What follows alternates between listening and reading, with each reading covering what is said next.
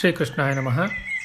ಕೃಷ್ಣಂ ನಾರಾಯಣಂ ವಂದೇ, ಕೃಷ್ಣಂ ವಂದೇ ವ್ರಜಪ್ರಿಯಂ, ಕೃಷ್ಣಂ ದ್ವೈಪಾಯನಂ ವಂದೇ, ಕೃಷ್ಣಂ ವಂದೇ ಪ್ರತಾಸುತಂ, ವಂದೇ ಶ್ರೀಕೃಷ್ಣದೇವಂ ಮುರನರಕಬಿದಂ ವೇದ ವೇದಾಂತವೇದ್ಯಂ, ಲೋಕೆ ಭಕ್ತಿಪ್ರಸಿದ್ಧಂ ಯದುಕುಲಜಲದೌ ಪ್ರಾದುರಾಸೀದಪಾರೆ, ಯಸ್ಯಾಸೀದ್ರೂಪಮೇವಂ ತ್ರಿಭುವನತರಣೆ ಭಕ್ತಿವಚ್ಚಸ್ವತಂತ್ರಂ, ಶಾಸ್ತ್ರಂ ರೂಪಂಚ ಲೋಕೆ ಪ್ರಕಟಯತಿ ಮುದಾ ಯಸ್ಸನೋ ಭೂತಿಯೇತುಃ.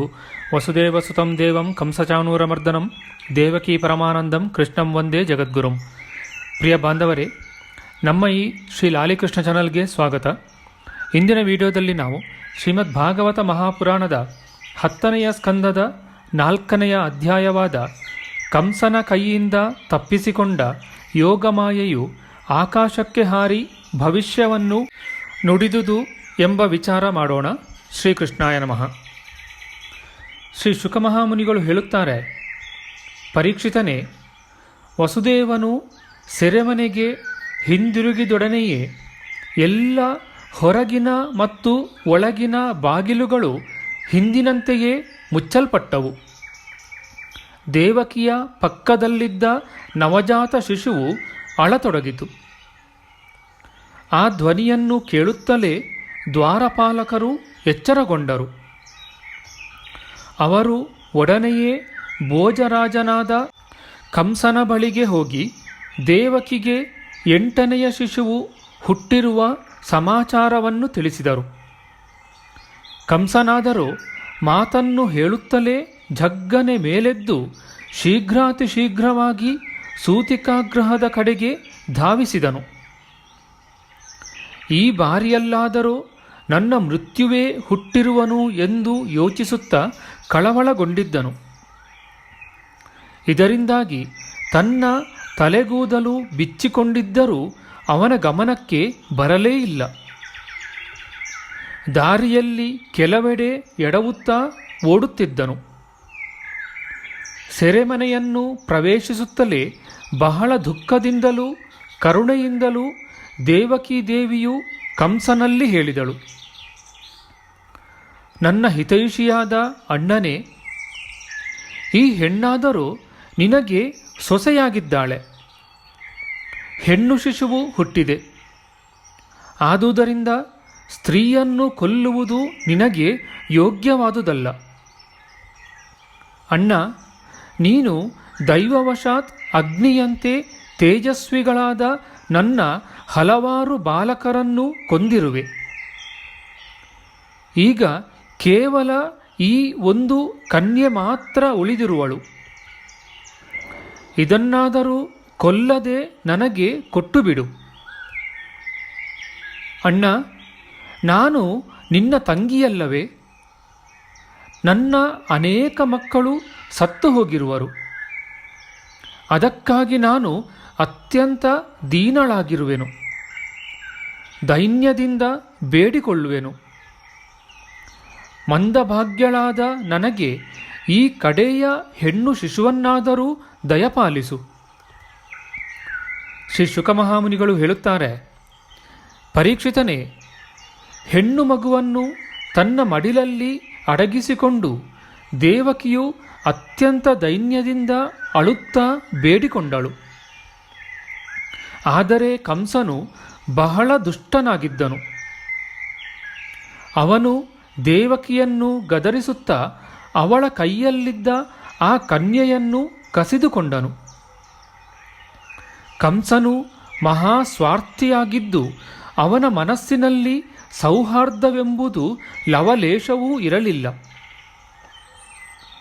ಆಗ ತಾನೇ ಹುಟ್ಟಿದ ತನ್ನ ಸೊಸೆಯಾದ ಆ ಹೆಣ್ಣು ಮಗುವಿನ ಕಾಲನ್ನು ಹಿಡಿದು ಒಂದು ಬಂಡೆಯ ಮೇಲೆ ಅಪ್ಪಳಿಸಿದನು. ಆದರೆ ಶ್ರೀಕೃಷ್ಣನ ತಂಗಿಯಾದ ಆ ಹೆಣ್ಣು ಸಾಮಾನ್ಯ ಮಗುವಾಗಿರದೆ ದೇವಿಯೇ ಆಗಿದ್ದಳು. ಅವನ ಕೈಯಿಂದ ಜಾರಿ ಒಡನೆಯೇ ಆಕಾಶಕ್ಕೆ ನೆಗೆದು ಅಷ್ಟಭುಜೆಯಾಗಿ 8 ಕೈಗಳಲ್ಲಿಯೂ ಆಯುಧಗಳನ್ನು ಧರಿಸಿ ಆಗಸದಲ್ಲಿ ನಿಂತಿದ್ದಳು. ಆಕೆಯು ದಿವ್ಯ ಮಾಲೆಗಳಿಂದಲೂ ವಸ್ತ್ರ, ಚಂದನ, ಮಣಿಮಯ ಆಭೂಷಣಗಳಿಂದ ವಿಭೂಷಿತಳಾಗಿದ್ದಳು. ಅವಳ ಕೈಗಳಲ್ಲಿ ಧನುಷ್ಯ, ತ್ರಿಶೂಲ, ಬಾಣ, ಗುರಾಣಿ, ಖಡ್ಗ, ಶಂಖ, ಚಕ್ರ, ಗದೆ ಇವೇ 8 ಆಯುಧಗಳಿದ್ದವು. ಸಿದ್ಧರು, ಚಾರಣರು, ಗಂಧರ್ವರು, ಅಪ್ಸರೆಯರು, ಕಿನ್ನರರು, ನಾಗಗಳು ಅನೇಕ ಉಪಾಯನಗಳನ್ನು ಆ ದೇವಿಗೆ ಅರ್ಪಿಸಿ ಸ್ತೋತ್ರ ಮಾಡುತ್ತಿದ್ದರು. ಆ ಸಮಯದಲ್ಲಿ ವಿಷ್ಣುಮಾಯಾ ದೇವಿಯು ಕಂಸನಿಗೆ ಹೇಳಿದಳು, ಎಲವೋ ಮೂರ್ಖನೇ, ನನ್ನನ್ನು ಕೊಲ್ಲುವುದರಿಂದ ನಿನಗೇನು ಸಿಕ್ಕೀತು? ನಿನ್ನ ಪೂರ್ವಜನ್ಮ ಶತ್ರುವು ನಿನ್ನನ್ನು ಕೊಲ್ಲಲಿಕ್ಕಾಗಿ ಎಲ್ಲಿಯೋ ಒಂದೆಡೆ ಹುಟ್ಟಿ ಬೆಳೆಯುತ್ತಿದ್ದಾನೆ. ಈಗ ನೀನು ವ್ಯರ್ಥವಾಗಿ ನಿರ್ದೋಷಿಗಳಾದ ಹಸುಳೆಗಳನ್ನು ಕೊಲ್ಲಬೇಡ. ಕಂಸನಿಗೆ ಹೀಗೆ ಹೇಳಿ ಭಗವತಿ ಯೋಗಮಾಯೆಯು ಅಂತರ್ಧಾನಳಾದಳು. ಹಾಗೂ ಭೂಮಂಡಲದಲ್ಲಿ ಅನೇಕ ಸ್ಥಾನಗಳಲ್ಲಿ ಬೇರೆ ಬೇರೆ ಹೆಸರುಗಳಿಂದ ಪ್ರಸಿದ್ಧಳಾದಳು. ದೇವಿಯ ಈ ಮಾತನ್ನು ಕೇಳಿ ಕಂಸನಿಗೆ ಮಹದಾಶ್ಚರ್ಯವಾಯಿತು. ಆಗಲೇ ಅವನು ದೇವಕಿ ಮತ್ತು ವಸುದೇವ ಇಬ್ಬರನ್ನೂ ಸೆರೆಮನೆಯಿಂದ ಬಿಡುಗಡೆ ಮಾಡಿ ವಿನಯಪೂರ್ವಕವಾಗಿ ಹೀಗೆಂದನು, ನನ್ನ ಪ್ರಿಯ ತಂಗಿಯೇ ಮತ್ತು ಭಾವನೆ, ಅಯ್ಯೋ, ನಾನು ಮಹಾಪಾಪಿಯಾಗಿದ್ದೇನೆ. ರಾಕ್ಷಸನು ತನ್ನ ಮಕ್ಕಳನ್ನೇ ಕೊಲ್ಲುವಂತೆ ನಾನು ನಿನ್ನ ಅನೇಕ ಮಕ್ಕಳನ್ನು ಕೊಂದು ಹಾಕಿದೆನು. ಇದರಿಂದ ನನಗೆ ಬಹಳ ದುಃಖವಾಗಿದೆ. ಯಾರ ಗರ್ಭದಲ್ಲಿ ಭಗವಂತನು ವಾಸಿಸಿದನೋ, ಯಾರಿಗೆ ಭಗವದ್ ದರ್ಶನವಾಗಿದೆಯೋ ಅಂತಹ ವಸುದೇವ ದೇವಕಿಯರ ದರ್ಶನದ ಫಲವಾಗಿಯೇ ಕಂಸನ ಹೃದಯದಲ್ಲಿ ವಿನಯ, ವಿಚಾರ, ಉದಾರತೆ ಮುಂತಾದ ಸದ್ಗುಣಗಳ ಉದಯವಾಯಿತು. ಆದರೆ ಅವರ ಮುಂದಿರುವ ತನಕ ಈ ಸದ್ಗುಣಗಳು ಇದ್ದವು. ದುಷ್ಟ ಮಂತ್ರಿಗಳ ಮಧ್ಯದಲ್ಲಿ ಹೋಗುತ್ತಲೇ ಪುನಃ ಹೇಗಿದ್ದನೋ ಹಾಗೆಯೇ ಆದನು. ಕಂಸನು ಹೇಳುತ್ತಿದ್ದಾನೆ, ಕರುಣೆ ಎಂಬುದಕ್ಕೆ ನನ್ನ ಹೃದಯದಲ್ಲಿ ಸ್ಥಾನವೇ ಇಲ್ಲದಾಗಿತ್ತು.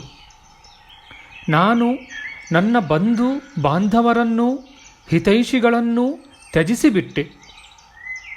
ನನಗೆ ಯಾವ ನರಕವು ಕಾದಿದೆಯೋ ತಿಳಿಯದು.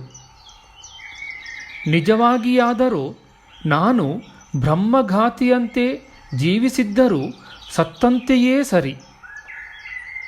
ಕೇವಲ ಮನುಷ್ಯನೇ ಸುಳ್ಳು ಹೇಳುವುದಲ್ಲ, ವಿಧಾತನೂ ಸುಳ್ಳು ಹೇಳುತ್ತಿರುವನಲ್ಲ. ಅದನ್ನು ನಂಬಿ ನಾನು ನನ್ನ ತಂಗಿಯ ಮಕ್ಕಳನ್ನು ಕೊಂದು ಹಾಕಿದೆನಲ್ಲ.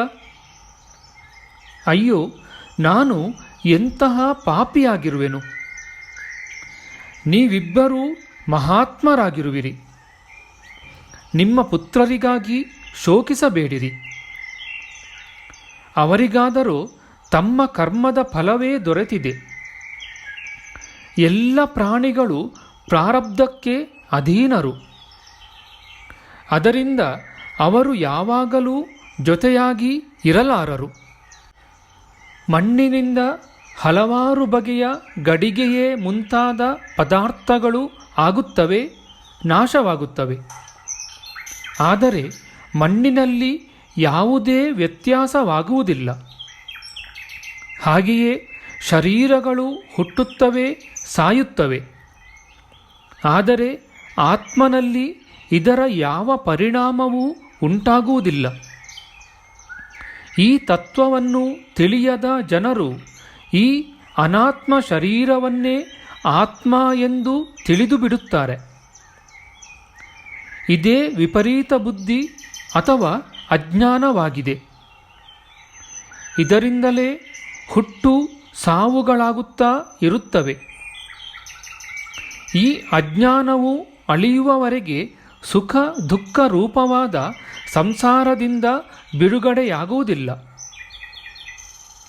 ನನ್ನ ಪ್ರಿಯ ಸೋದರಿ, ನಾನು ನಿನ್ನ ಪುತ್ರರನ್ನು ಕೊಂದು ಹಾಕಿದ್ದರೂ ನೀನು ಅವರಿಗಾಗಿ ಶೋಕಿಸಬಾರದು. ಏಕೆಂದರೆ ಎಲ್ಲ ಪ್ರಾಣಿಗಳು ಪರವಶರಾಗಿ ತಮ್ಮ ಕರ್ಮಗಳ ಫಲವನ್ನು ಭೋಗಿಸಬೇಕಾಗುತ್ತದೆ.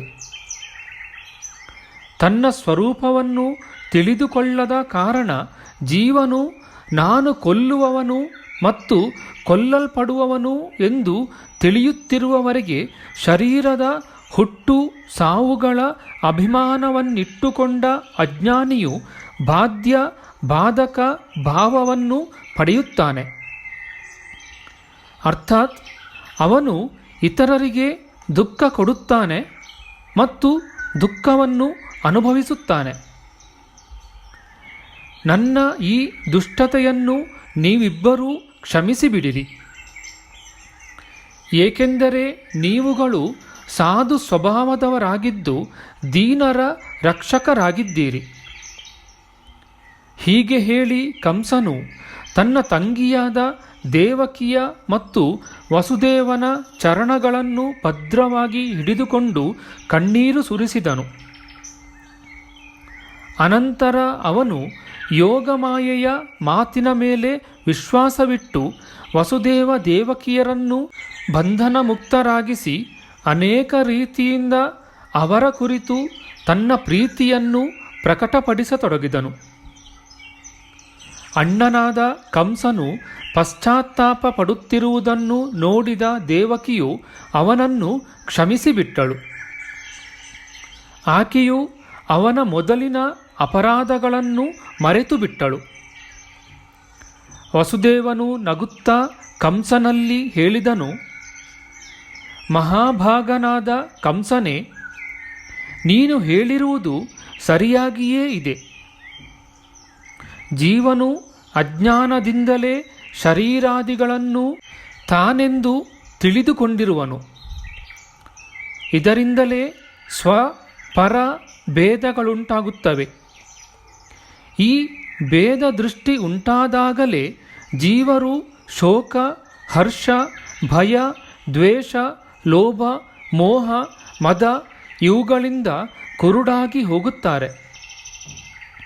ಹೀಗಾದಾಗ ಎಲ್ಲರ ಪ್ರೇರಕನಾದ ಭಗವಂತನೇ ಒಂದು ಭಾವದಿಂದ ಇನ್ನೊಂದನ್ನು, ಒಂದು ವಸ್ತುವಿನಿಂದ ಇನ್ನೊಂದು ವಸ್ತುವನ್ನು ನಾಶ ಮಾಡಿಸುತ್ತಾ ಇದ್ದಾನೆ ಎಂಬುದು ಅವರು ಅರಿಯುವುದೇ ಇಲ್ಲ. ಶ್ರೀ ಶುಕಮಹಾಮುನಿಗಳು ಹೇಳುತ್ತಾರೆ, ಪರೀಕ್ಷಿತನೇ, ವಸುದೇವ ದೇವಕಿಯರು ಹೀಗೆ ಪ್ರಸನ್ನರಾಗಿ ನಿಷ್ಕಪಟ ಭಾವದಿಂದ ಕಂಸನೊಂದಿಗೆ ಮಾತನಾಡಿ ಅವನಿಂದ ಬೀಳ್ಕೊಂಡು ಅವರು ತಮ್ಮ ಅರಮನೆಗೆ ಹೊರಟು ಹೋದರು. ಆ ರಾತ್ರಿಯು ಕಳೆಯುತ್ತಲೇ ಕಂಸನು ತನ್ನ ಮಂತ್ರಿಗಳನ್ನು ಕರೆಸಿ ಯೋಗಮಾಯೆಯು ಹೇಳಿದುದೆಲ್ಲವನ್ನೂ ಅವರಿಗೆ ತಿಳಿಸಿದನು. ಕಂಸನ ಮಂತ್ರಿಗಳು ಪೂರ್ಣವಾಗಿ ನೀತಿ ನಿಪುಣರಾಗಿರಲಿಲ್ಲ. ದೈತ್ಯರಾದ್ದರಿಂದ ಸ್ವಭಾವತಃ ಅವರು ದೇವತೆಗಳ ಕುರಿತು ಶತ್ರುಭಾವವನ್ನು ಇರಿಸಿಕೊಂಡಿದ್ದರು.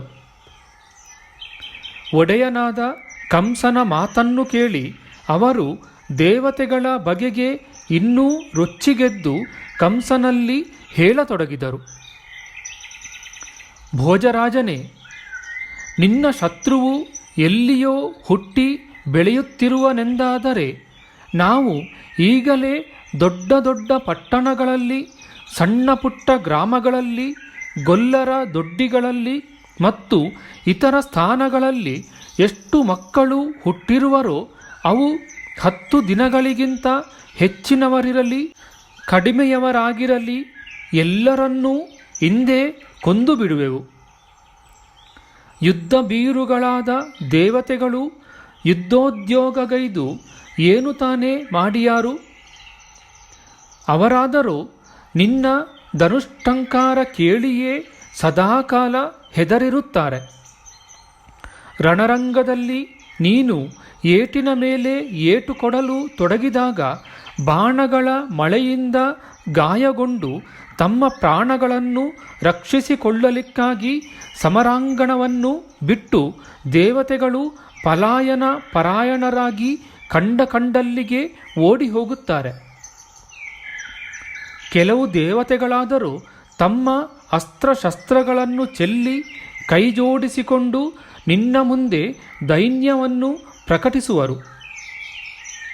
ಇನ್ನೂ ಕೆಲವರು ತಮ್ಮ ಜುಟ್ಟನ್ನೂ ಕಚ್ಚೆಯನ್ನೂ ಬಿಚ್ಚಿಕೊಂಡು ನಿನಗೆ ಶರಣಾಗಿ ನಾವು ಭಯಗೊಂಡಿದ್ದೇವೆ, ನಮ್ಮನ್ನು ರಕ್ಷಿಸು ಎಂದು ಹೇಳುತ್ತಾರೆ. ಅಸ್ತ್ರಶಸ್ತ್ರಗಳನ್ನು ಮರೆತವರನ್ನು, ರಥ ಮುರಿದು ಹೋದವರನ್ನು, ಹೆದರಿರುವವರನ್ನು, ಯುದ್ಧವನ್ನು ಬಿಟ್ಟು ಅನ್ಯಮನಸ್ಕರಾದವರನ್ನು, ಧನುಸ್ಸು ತುಂಡಾದವರನ್ನು, ಯುದ್ಧದಿಂದ ಪರಾಂಗುಖರಾದವರನ್ನು, ಇಂತಹ ಶತ್ರುಗಳನ್ನು ಕೂಡ ನೀನು ಕೊಲ್ಲುವುದಿಲ್ಲ. ಯಾವುದೇ ಜಗಳ ಕಾಳಗವಿಲ್ಲದ ಕಡೆಯಲ್ಲೇ ಆ ದೇವತೆಗಳು ವೀರರೆನಿಸಿಕೊಳ್ಳುವರು. ರಣಭೂಮಿಯಿಂದ ಹೊರಗೆ ನಾವೇ ವೀರರೆಂದು ಬಡಾಯಿ ಕೊಚ್ಚಿಕೊಳ್ಳುವರು. ಅವರಿಂದಾಗಲಿ, ಏಕಾಂತವಾಸಿ ವಿಷ್ಣುವಿನಿಂದಾಗಲಿ, ವನವಾಸಿ ಶಂಕರನಿಂದಾಗಲಿ, ಅಲ್ಪವೀರ್ಯನಾದ ಇಂದ್ರನಿಂದಾಗಲಿ, ತಪಸ್ವಿ ಬ್ರಹ್ಮನಿಂದಾಗಲಿ ನಮಗೆ ಯಾವ ಭಯವೂ ಇರಬಲ್ಲದು? ಹೀಗಿದ್ದರೂ ದೇವತೆಗಳನ್ನು ಉಪೇಕ್ಷಿಸಬಾರದು ಎಂಬುದೇ ನಮ್ಮ ಅಭಿಪ್ರಾಯವು. ಏಕೆಂದರೆ ಅವರು ಶತ್ರುಗಳೇ ಅಲ್ಲವೇ? ಅದಕ್ಕಾಗಿ ಅವರ ಬೇರನ್ನೇ ಕಿತ್ತೆಸೆಯಲು ನಮ್ಮಂತಹ ವಿಶ್ವಾಸಪಾತ್ರ ಸೇವಕರನ್ನು ನಿಯುಕ್ತಗೊಳಿಸು. ಮನುಷ್ಯನ ಶರೀರದಲ್ಲಿ ರೋಗವು ಉಂಟಾದಾಗ ಅದನ್ನು ಉಪೇಕ್ಷೆ ಮಾಡಿ ಔಷಧೋಪಚಾರವನ್ನು ಮಾಡದಿದ್ದಾಗ ರೋಗವು ಬೇರೂರುವುದು. ಮತ್ತೆ ಅದು ಗುಣಪಡಿಸಲು ಅಸಾಧ್ಯವಾಗುವಂತೆಯೇ ಅಥವಾ ಇಂದ್ರಿಯಗಳನ್ನು ಉಪೇಕ್ಷಿಸಿದಾಗ ಅವುಗಳ ದಮನ ಅಸಂಭವವಾಗುವಂತೆಯೇ ಮೊದಲಿಗೆ ಶತ್ರುವನ್ನು ಉಪೇಕ್ಷೆ ಮಾಡಿ ಅವನು ತಳವೂರಿದರೆ ಮತ್ತೆ ಅವನನ್ನು ಸೋಲಿಸುವುದು ಕಷ್ಟವಾಗುತ್ತದೆ. ದೇವತೆಗಳ ಮೂಲವು ಮಹಾವಿಷ್ಣುವೇ ಆಗಿದ್ದು ಅವನು ಸನಾತನ ಧರ್ಮವಿರುವಲ್ಲಿ ಇರುತ್ತಾನೆ. ಸನಾತನ ಧರ್ಮದ ಬೇರು ವೇದಗಳು, ಗೋವುಗಳು, ಬ್ರಾಹ್ಮಣರು, ತಪಸ್ಸು ಮತ್ತು ದಕ್ಷಿಣೆಯಿಂದ ಕೂಡಿದ ಯಜ್ಞಗಳಾಗಿವೆ. ಅದಕ್ಕಾಗಿ ಭೋಜರಾಜನೇ, ವೇದವಾದಿಗಳಾದ ಬ್ರಾಹ್ಮಣರನ್ನು, ತಪಸ್ವಿಗಳನ್ನು, ಯಾಜ್ಞಿಕರನ್ನು ಮತ್ತು ಯಜ್ಞಕ್ಕಾಗಿ ಘೃತವೇ ಮುಂತಾದ ಹವಿಷ್ಯ ಪದಾರ್ಥಗಳನ್ನು ಕೊಡುವ ಗೋವುಗಳನ್ನು ನಾವುಗಳು ಸಮೂಲವಾಗಿ ನಾಶ ಮಾಡಿಬಿಡುತ್ತೇವೆ. ಬ್ರಾಹ್ಮಣರು, ಗೋವುಗಳು, ವೇದಗಳು, ತಪಸ್ಸು, ಸತ್ಯ, ಇಂದ್ರಿಯ ದಮನ, ಮನೋನಿಗ್ರಹ, ಶ್ರದ್ಧೆ, ದಯೆ, ತಿತಿಕ್ಷೆ ಮತ್ತು ಯಜ್ಞಗಳು ಇವು ವಿಷ್ಣುವಿನ ಶರೀರವಾಗಿದೆ. ಆ ಮಹಾವಿಷ್ಣುವೇ ಎಲ್ಲ ದೇವತೆಗಳಿಗೆ ಒಡೆಯನಾಗಿದ್ದು ಅಸುರರ ಮುಖ್ಯ ದ್ವೇಷಿಯಾಗಿರುವನು.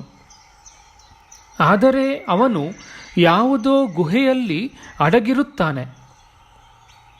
ಮಹಾದೇವನಿಗೆ, ಚತುರ್ಮುಖ ಬ್ರಹ್ಮನಿಗೆ, ಇಂದ್ರಾದಿ ಸಕಲ ದೇವತೆಗಳಿಗೆ ಅವನೇ ಮೂಲನಾಗಿರುವನು. ಋಷಿಗಳನ್ನು ಕೊಂದು ಹಾಕುವುದೇ ಅವನನ್ನು ಕೊಲ್ಲುವ ಉಪಾಯವಾಗಿದೆ. ಶ್ರೀ ಶುಕಮಹಾಮುನಿಗಳು ಹೇಳುತ್ತಾರೆ, ಪರೀಕ್ಷಿತನೇ, ಮೊದಲಿಗೆ ಕಂಸನ ಬುದ್ಧಿಯು ಕೆಟ್ಟು ಹೋಗಿತ್ತು. ಮತ್ತೆ ಅವನಿಂದಲೂ ದುಷ್ಟರಾದ ಮಂತ್ರಿಗಳು ಅವನಿಗೆ ದೊರಕಿದ್ದರು.